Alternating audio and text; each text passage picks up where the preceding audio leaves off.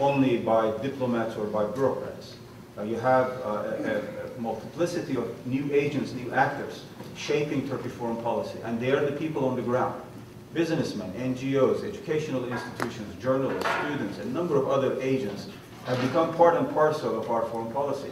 When we go with the Prime Minister, for example, to the country usually where we have Turkish businessmen doing business, we bring a large group of Turkish businessmen, 100, 150, and all of them doing really big jobs, big projects in those countries, from Libya to Iraq, from various European countries to Russia and many other places.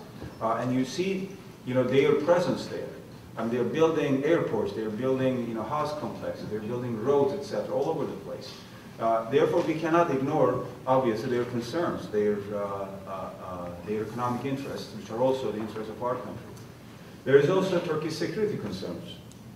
10 years ago, you know this story, you've heard this many times. In Syria, in '99, we came to the brink of war because of the PKK, because of the support of the Syrian regime at the time for the PKK. Now we have a very different set of issues that we work with the Syrians. In Iraq, it's the same thing. Therefore, there is a mixture of idealism and realism. Realism is related to our economic and security interests. But also there is a sense of idealism in the sense that we want to look at the region now in a new, fresh perspective.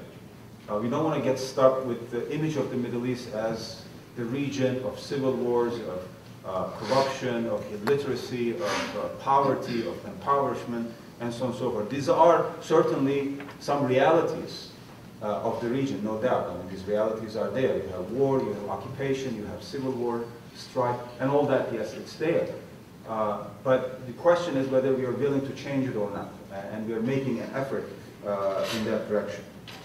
And of course, this leads us to the emergence of a new geopolitical, new geographical imagination regarding the region and where we fit in that region. Another important element to understand the new dynamics of Turkish foreign policy is Turkey's increasing capacity for soft power. If you look at the map of Turkey and its neighboring countries, Turkey is probably the only country in its environment that has what we might genuinely call soft power. That is, with its diplomacy, with its culture, with its infrastructure in science and technology, with its higher institutions of learning, big cities, and so on and so forth. Turkey has really become a major soft power country also. This is reflected in some more popular kind of manifestations of that power, such as, for example, the interest of neighboring countries in Turkish soap operas. I was very surprised, actually. I've written about the Arab interests, the interests of the Arab world in the new elements of Turkish culture, entertainment, movies, and so on and so forth. And my analysis was that, well, maybe that's something normal, because there's a lot of affinities, between Turkish and Arab culture. Maybe that's understandable. But when I went to Greece 2 months ago, and when I found out that, in fact, these Turkish movies are also bestsellers, have the highest ratings in Greece, I was very surprised. So, I mean, you see this expansion of Turkish cultural products in its environment, not limited to the Arab world only. But in addition to soft power, Turkey also tries to implement a policy based on principles. And one, I think, concrete example of that is now Turkey has become one of the major donor countries in the world. We provide technical help, financial help, and emergency help to countries around the world, totaling to, I think, about $1 billion a year. That's kind of roughly the amount that we provide, when earthquakes happen, whether in Haiti or in Pakistan or tsunami in Indonesia. These are emergency aid programs, but also through TICA, our technical agency, we provide a lot of help, to many countries, many communities in the Balkans, in the Caucasus, in the Middle East, in Central Asia, and other places. And as of, I think, 2008, Turkey became officially a donor country at the level of the United Nations. And that also shows, and that's not, even doesn't include, donations provided by NGOs, non-state actors. I'm talking about only the... Thank you.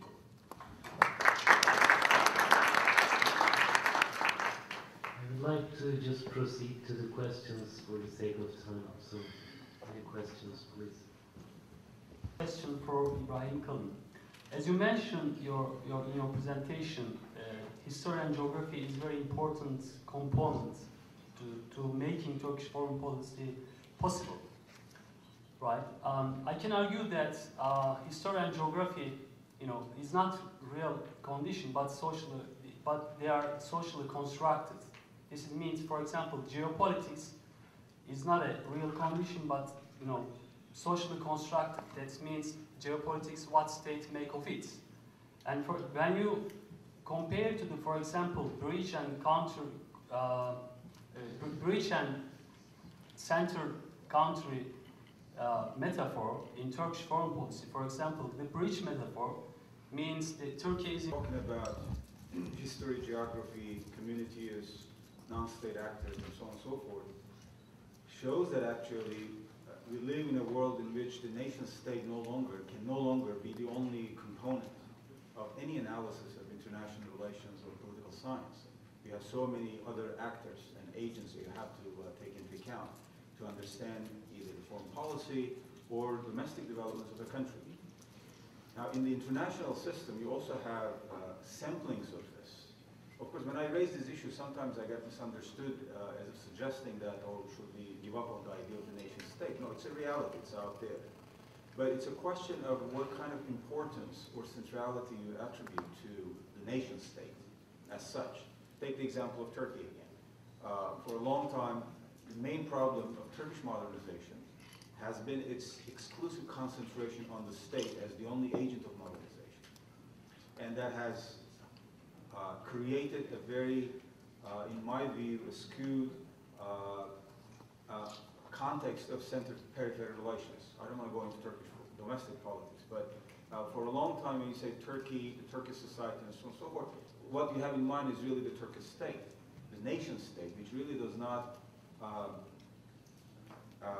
or is not enough to explain the extreme diversity of the Turkish society as a whole. I mean, Turks and Kurds, Muslims and Christians, and so on and so forth, Sunnis and Alevis, etc. If you look at that remarkable multiplicity that you have in the country, a narrow definition of the nation state doesn't explain. Now let me relate this to foreign policy. It's the same thing there. When I say that you're lowering the walls of the Cold War, the suspicions, the fears of the Cold War, and you're trying to overcome this artificial borders that have been erected, in our region between countries. This is what I mean. You overcome this through engagements with other non-nation state actors. As I mentioned, businessmen and so forth.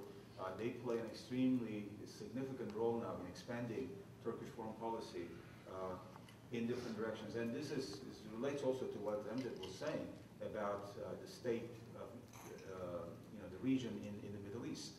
If you analyze it only through the lenses of the nation-state model in the Middle East, you end up with that kind of stagnancy, apathy, no leadership, no thinking, no social energy, nothing. But if you look at the society itself, the Middle East is extremely dynamic. I mean, and you just pay a visit to any country in the region. You just mingle with the people, talk to intellectuals and NGOs and so on and so forth. There's remarkable energy. The question is how you bring that energy into political action, into a regional perspective, and from there, you create a new regional perspective. That's, I think, the big challenge, for the states and for the non-state actors, or non-state and non-nation-state actors in the region. And the last part of your question was about what's going to be do after and the post-Ak Party. Yeah, for example. Well, when that happens, of course, we'll see what happens. Obviously, it looks like this government is going to be there for some time. But I mean, besides X-government or Y government, really, we have reached a level in Turkey in terms of strategic thinking, where whether with or without this government, or with or that minister or this minister, there are certain things set in motion, I think, and they will remain to shape and energize Turkish foreign policy in years to come. This is like the Turkish domestic political context. For a number of years,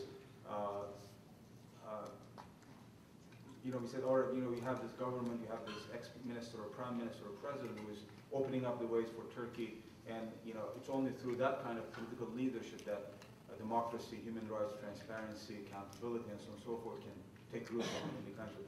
Just look at the way Turkish people, Turkish public is dealing with some of these concepts now. They are the ones who are leading the way now. I mean, public at large. It's intellectuals, it's writers, it's NGOs, it's human rights activists, other institutions that are pushing the government as well as the establishment to open up further, to further internalize the values, the principles of democracy, human rights, and so on and so forth. I think Turkey has become, in that regard, quite self-reliant, quite... Welcome to our conference. Inside Turkey is debating New Turkey.